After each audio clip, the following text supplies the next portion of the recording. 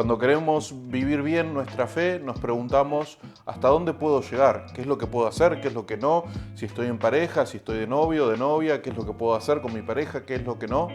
Bueno, veamos algunas respuestas.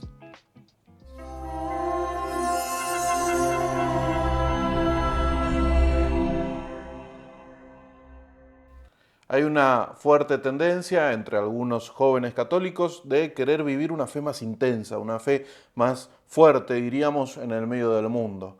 Y eso es bueno, pero el problema es el siguiente, que a veces creemos que vivir una fe más intensa equivale a una observancia más estricta de la ley, como si más fe equivaldría a más obediencia a la ley.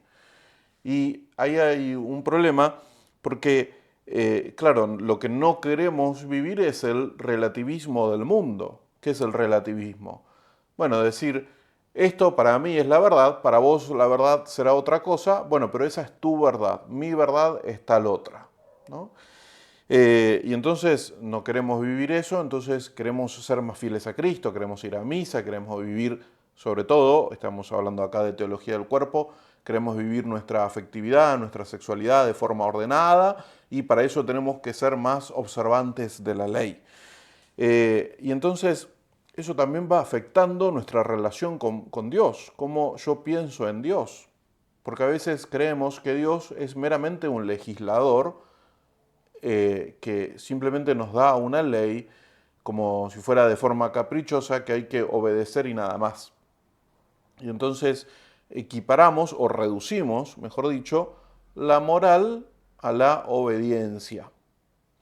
Y muchos de nosotros fuimos educados con esta idea de la moral. Y esto viene muy influenciado, sobre todo por un filósofo y teólogo del siglo XIV, siglo XIII, siglo XIV, que se llamaba Guillermo de Ockham. Este teólogo y filósofo decía, las cosas son así porque Dios quiere que sean así. Pero si Dios quisiera que las cosas sean de otra forma, serían de otra forma. Es decir, pongo un ejemplo bien concreto. 2 más 2 es 4 porque Dios quiere que sea así. Pero si el día de mañana a Dios se le ocurriese que fuese 5, bueno, entonces el día de mañana sería 5. Es decir, es como si las cosas no estuvieran apegadas a una verdad o a una belleza o a un bien de por sí, sino que simplemente las cosas son porque Dios quiere que sea así y mañana podría cambiar su voluntad. Y no, esa no es la moral cristiana.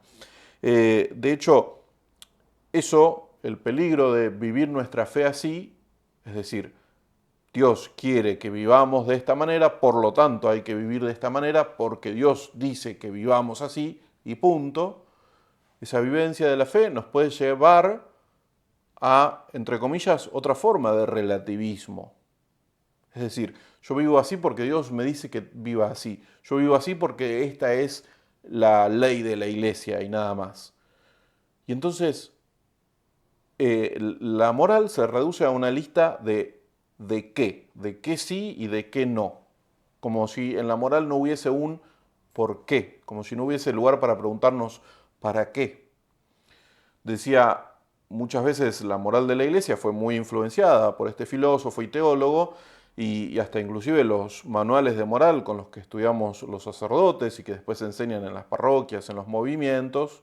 Y eso a lo largo de la historia fue llevando a reducir a la moral a un código de normas, a un código de reglas y nada más. Y nos olvidamos de una gran tradición que también es parte de nuestra fe, que de hecho más auténticamente es parte de nuestra fe, que viene de Santo Tomás de Aquino, de los primeros santos, de los primeros padres de la iglesia, y que también está muy, muy presente en el catecismo, que es el deseo, ¿no? De hecho, todo el catecismo empieza con el deseo. El catecismo empieza diciendo, el deseo de Dios está inscripto en el corazón humano. Es decir, el deseo de amor en plenitud, el deseo de felicidad en plenitud está inscripto en nuestro corazón. Entonces es mucho más que un código de reglas o de ley, o de leyes, mejor dicho. Pero el problema no está en la ley de Dios en sí misma, no estoy diciendo eso. De hecho, es lo que dijo el mismo Jesucristo. No piensen que yo he venido a abolir la ley, sino que vine a dar cumplimiento a la ley. Entonces, El problema no está en la ley de Dios, sino en nuestra comprensión o en nuestra vivencia de la ley. Porque, ¿cuál es esa plenitud de la ley a la que Dios nos quiere llevar, a la que Cristo nos quiere llevar? ¿Cuál es la plenitud de la ley evangélica? Ámense los unos a los otros como yo los he amado.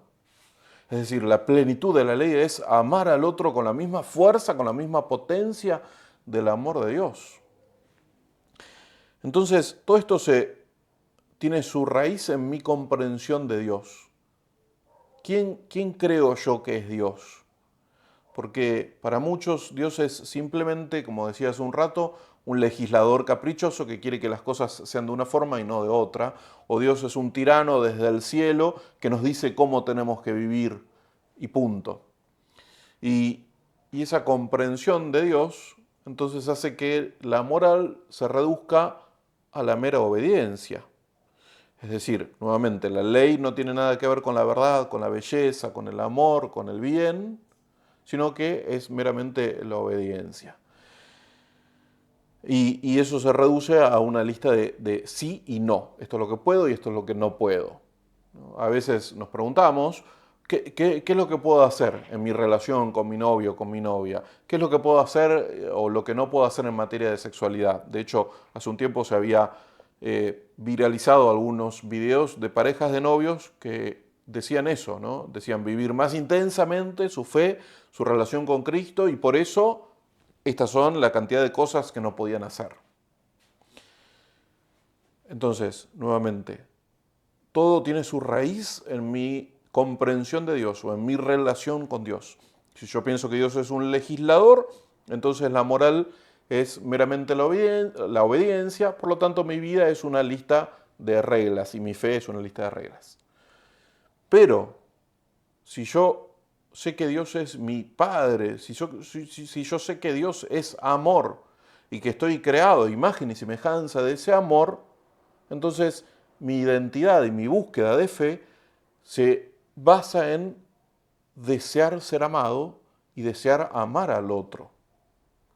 Entonces esto cambia radicalmente cómo yo vivo la moral, cómo yo vivo mi fe. Podemos poner un ejemplo muy concreto, ¿no? Porque lo que necesitamos saber es quién es Dios, quiénes somos nosotros y cuál es nuestra meta, cuál es nuestro destino. En algún sentido, si no tenemos meta, tampoco tenemos moral. Es decir, un ejemplo bien concreto. Si yo salgo simplemente a caminar, por pasear y nada más, sin ninguna meta concreta, y viene una persona a decirme, estás caminando en sentido contrario, no tendría ningún sentido. En cambio, si yo quiero ir al mercado que tengo más cercano a mi casa, entonces ahí los puntos claves son de dónde estoy saliendo y a dónde quiero llegar. Si sé de dónde estoy saliendo y si sé a dónde quiero llegar, entonces voy a tener un camino bien concreto para caminar. Y ahí sí, si viene una persona, si yo salgo para el lado contrario y viene una persona y me dice, estás caminando en la dirección contraria, entonces ahí sí tiene sentido que me digan eso.